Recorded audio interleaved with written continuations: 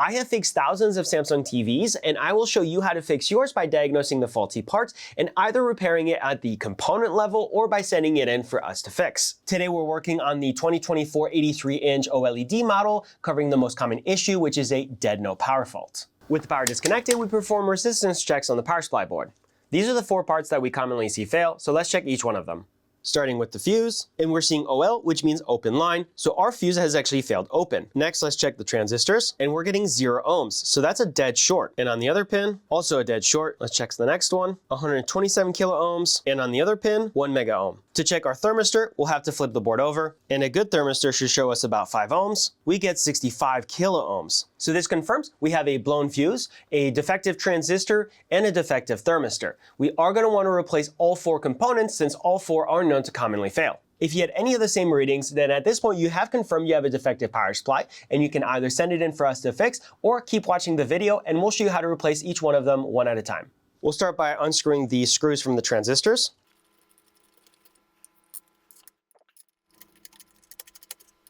We'll flip the board over and switch over to the microscope. For these transistors, we are going to have to remove the silicone. If you would like to send in a power supply for us to fix, we do offer flat rate services which come with a 1-year warranty with options with 2 and 5 years. Links to our services are in the video description down below. Next, we'll add flux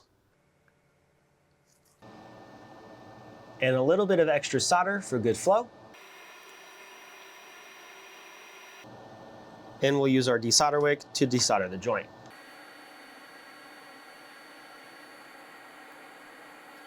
Now these are very thick joints, so we'll use a little bit of hot air to assist.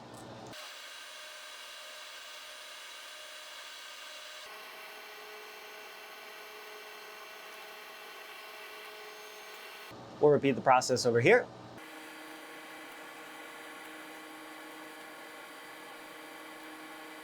And we can confirm this pin is loose, and so is this one. One more time on our bottom center pin. A little bit of hot air assist again. Okay, we have good flow. For this last one, I'm just going to lift the board and push the component through, and that'll make it a little bit easier for us to desolder that center pin. For this next one, we're going to switch up the technique a little bit. We're not going to add flux, we're just going to add a little bit of solder.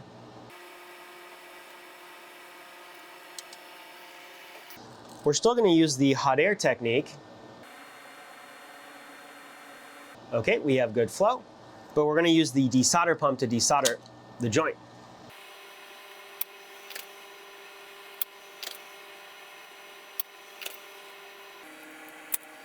Now we can see there's still a little bit of solder on all of these joints, so we're just going to finish it up with the desolder wick.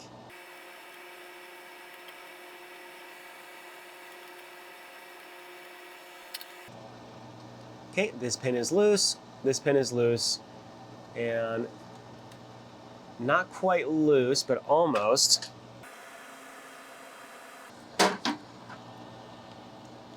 See, same thing. Yep, we just got it through. There we go. Now earlier we had detected a short on one of the 2 transistors. I have my multimeter in continuity mode, so when I have a short, I get a beep. Let's take a look. No beep, no beep. Again, one lead to the center pin and the other to the outer pins. And this one we have a beep confirming this one is shorted. Of course, we're still going to replace both. Let's make sure the board is no longer shorted. No beep, no beep, no beep, and no beep. So the shorts are gone from the board after we've removed the transistors, so that confirms those were definitely the source of the fault. Let's do a quick clean.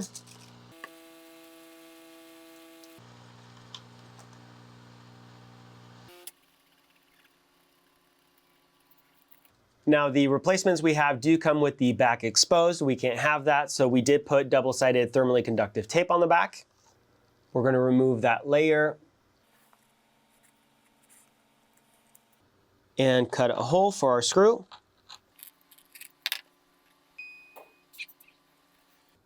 And next, we do need to bend our center pin forward in order for it to fit in the board. Now on the board, we're going to remove the old thermal pads.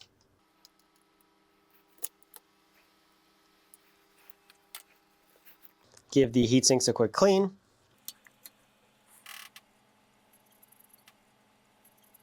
And we'll finally feed our replacement transistor through.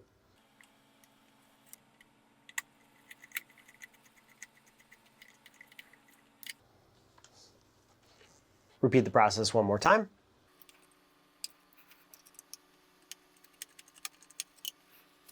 And finally, we can solder in our replacements.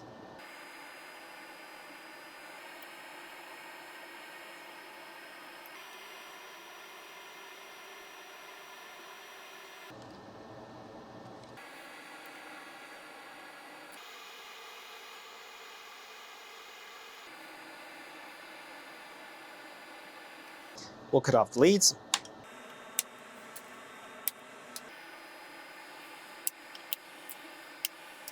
Final clean.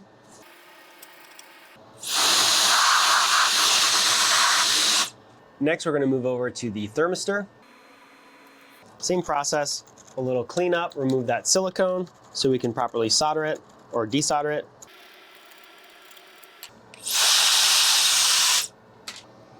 And for this one, we're going to add some solder and use our hot air again. There we go, component fell through, which should now make it much easier for us to desolder. Same as before in continuity mode, we get a beep when we have continuity. We do want continuity. This is our original, no continuity. And the replacement, we do have continuity. So it confirms the original one was indeed defective and needs to be replaced. For the replacement, nothing special, we're just feeding it through. And we're gonna solder down one leg at a time. Same thing, quick cleanup. And we'll repeat that whole process one last time for our fuse. Now our fuse does have a little bit of silicone here holding it down. So we are going to remove it.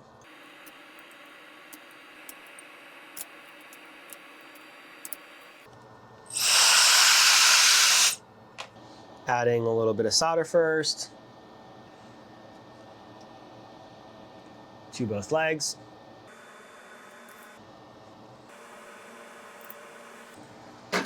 Okay, it already came through. Same thing, desolder pump. So as I'm desoldering from the top, I am holding it from the bottom and I just removed it. We'll go with the desolder wick for this one.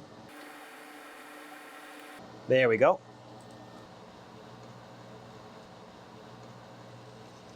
Perfect.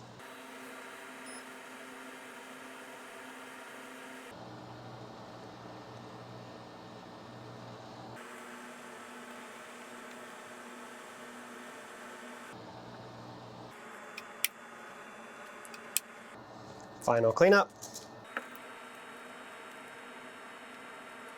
Final test on the fuse. Do we now have continuity? And we do. What about the thermistor? And we do. We should get about 5 ohms if it's good. 4.6, that's good. In our transistors we replaced, we had a short on this first one. We now get 1 mega ohm and 0.5 mega ohms. Our other one, same thing, about 1 mega ohm and 0.5. So that confirms we have resolved all of the issues that we originally detected. Let's go ahead and do a live voltage check. Let's plug in the power supply. That just clicked. We are in DC volts. Let's check our B13 volts. And we do have our 13 volts. Let's check our VDRV. We get our 24 volts. And our V amp over here, 18, that's good. We have our A13 volts up here, and we're getting 12.7, that's close enough. Now because we got all of these voltages, it's almost certain we have our 400 volts over here, and sure enough we do. So that confirms it, we have another successful repair. If you found the video helpful or useful, leave us a like, subscribe for more content, and thank you for watching.